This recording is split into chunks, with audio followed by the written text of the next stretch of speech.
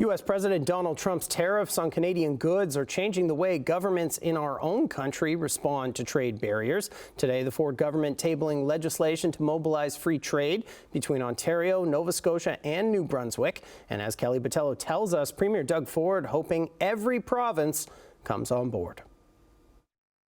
This is larger than any tariff that we have against the U.S. and they have against us. Until recently, many Canadians may have not known that free trade doesn't even exist within our own country. Canadians are quite surprised by the number of barriers that there have been when they hear about them. We can't accept it anymore.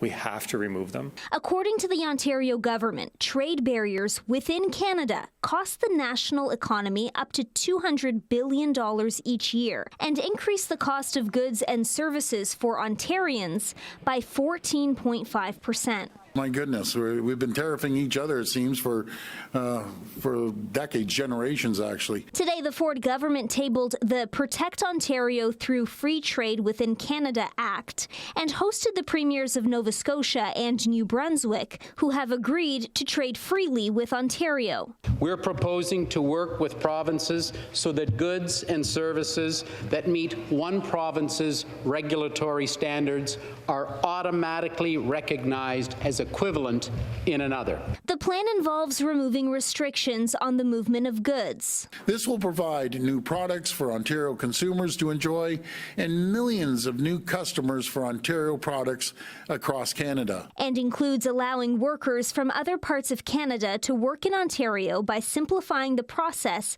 for certified professionals. This includes allowing healthcare workers from other provinces to practice in Ontario while they wait for registration here. The Premier talked a bit about health and safety standards in other provinces.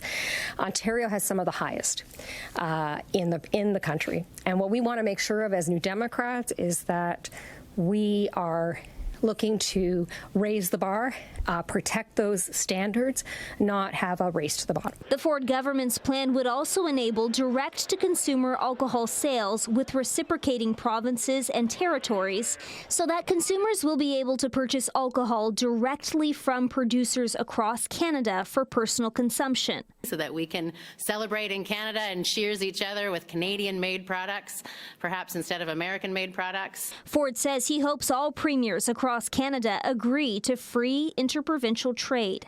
Kelly Botello, CHCH News.